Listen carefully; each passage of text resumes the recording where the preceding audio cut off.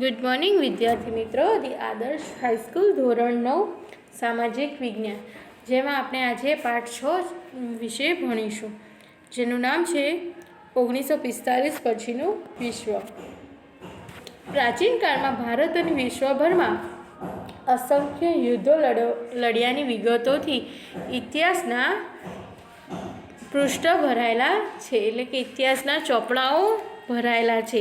તેમ છતાં આ યુદ્ધોમાં હંમેશા યાદ રહે તેવા વૈશ્વિક પ્રભાવ ધરાવતા યુદ્ધોમાં મોટે ભાગે આધુનિક યુગના બે મહાયુદ્ધ, જેમાં પ્રથમ વિશ્વયુદ્ધ અને દ્વિતીય વિશ્વયુદ્ધનો સમાવેશ કરી શકાય.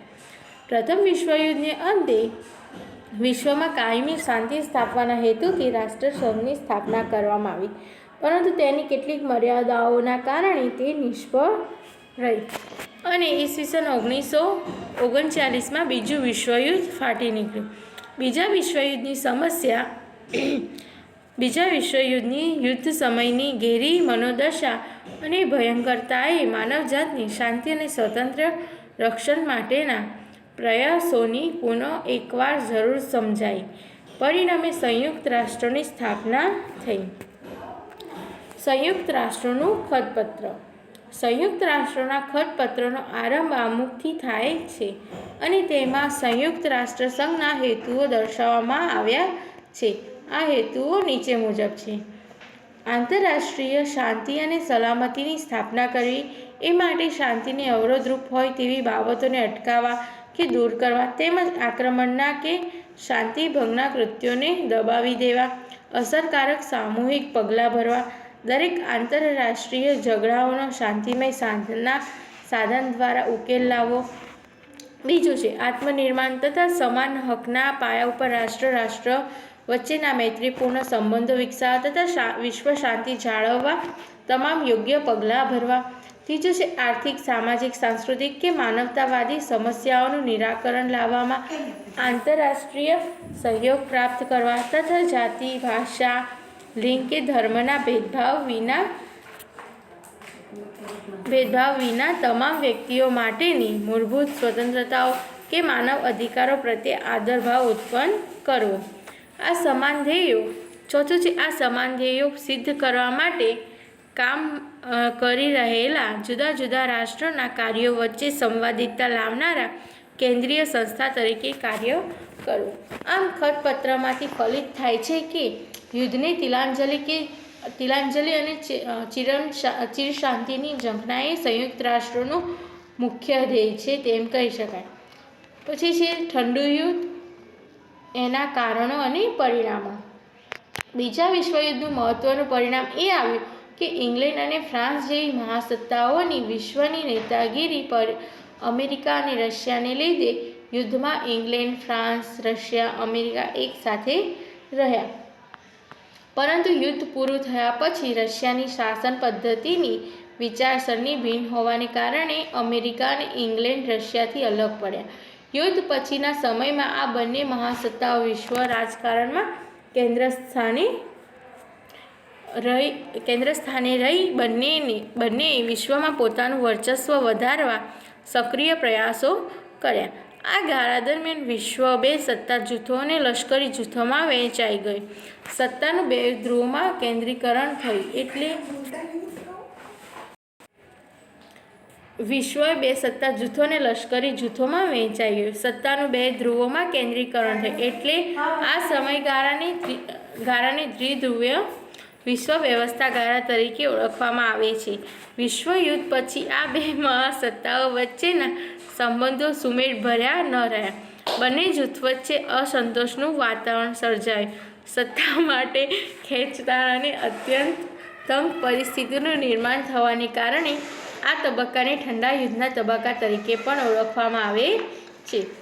બીજા વિશ્વયુદ્ધ પછી વિશ્વના મુખ્ય શક્તિશાળી રાષ્ટ્રો વચ્ચેના સત્તા સંબંધોમાં પરિવર્તનો થયા, જેમાં નાઝીવાદી જર્મની અને ફાસીવાદી ઇટાલી સામે મિત્ર દેશો તરીકે સાથે લડેલા અને વિજય બનેલા અમેરિકા અને રશિયા બંને વિરોધી સત્તા જૂથો, લશ્કરી જૂથો બની ગયા.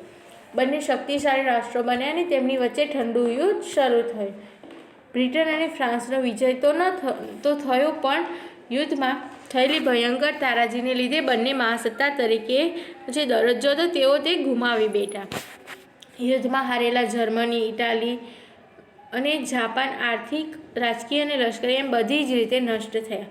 યુદ્ધના પાછળના તબક્કા દરમિયાન સોવિયત યુનિયને જર્મનીના પૂર્વ ભાગ ઉપરાંત અન્ય પૂર્વ યુરોપમાં દેશો જેવા કે ઓસ્ટ્રેલિયા, આલ્બેનિયા, હંગેરી જેવા રાજ્યો પર લશ્કરીએ કબજો મેળવ્યો.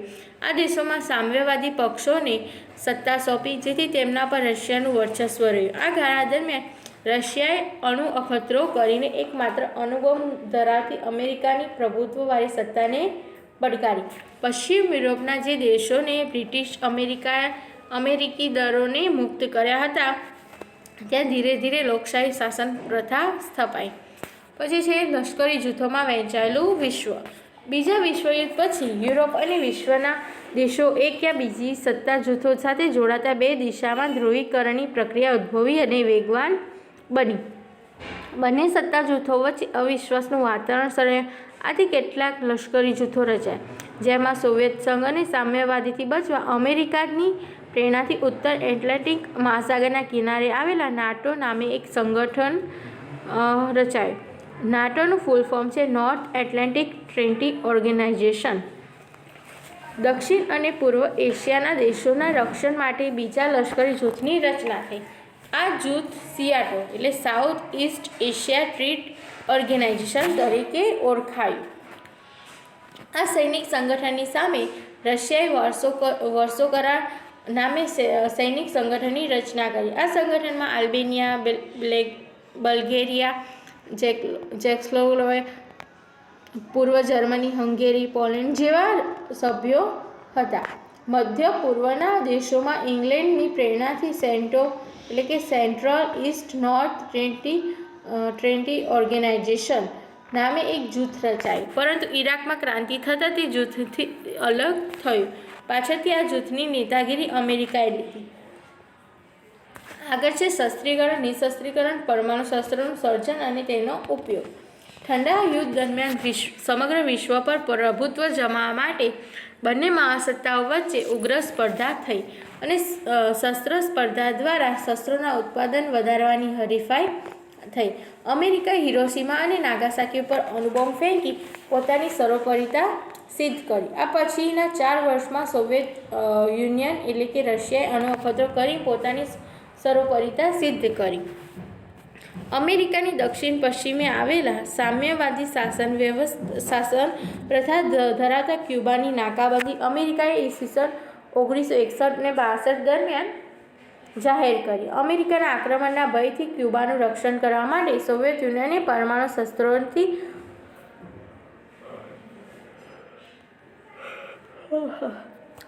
શસ્ત્રોથી સજ્જ મિસાઇલવાળા વહાણ કેરેબિયન સમુદ્રમાં મોકલ્યા. બંને મહાસત્તાઓએ એકબીજાને પરમાણુ શસ્ત્રોનો ઉપયોગ કરવાની ધમકી આપી. છેવટે અમેરિકા અને સોવિયત યુનિયનના વડા વચ્ચે પહેલીવાર હોટલાઇન પર વાત થઈ, જેથી સોવિયત યુનિયને પોતાના વહાણ પાછા વળવાનો વિચાર કરી વહાણ પાછા વાળ્યા અને બંને વચ્ચે યુદ્ધની ઘટના ટળી ગઈ, એટલે બંધ રહ્યું યુદ્ધ. આ ઘટનાને ક્યુબાની કટોકટી તરીકે પણ ઓળખવામાં આવે છે. આથી બંને મહાસત્તાઓ વચ્ચે પરસ્પર સંદેશાની આપ-લે શરૂ થઈ. બંને મહાસત્તાઓ વચ્ચે ગેરસમજણ દૂર થવાનો માર્ગ મોકળો બન્યો. બંને મહાસત્તાઓએ પરમાણુ શસ્ત્રોનો ઉપયોગ ન કરી માનવ કલ્યાણનું કાર્ય કર્યું. આથી જ ક્યુબાની કટોકટીને ઠંડા યુદ્ધના અંતના આરંભ તરીકે પણ ઓળખવામાં આવે છે. અમેરિકા, સોવિયત યુનિયન અને બ્રિટન પરમાણુ શસ્ત્રોનું નિશસ્ત્રીકરણ અને પરમાણુ શસ્ત્રોના પરીક્ષણ, ઉત્પાદન અને ઉપયોગ કરવા પર પ્રતિબંધ મૂકવા સહમત થયા. આને આંશિક પરમાણુ અખતરા બંધ સંધિ તરીકે ઓળખવામાં આવે છે. આ સંધિ પર ફ્રાન્સે હસ્તાક્ષર કર્યા નહીં અને પરમાણુ અખતરા કરવાનું ચાલુ રાખ્યું. તેમજ ચીને પણ આ સંધિ પર હસ્તાક્ષર કર્યા નહીં અને 1964માં અણુ અખતરો કર્યો.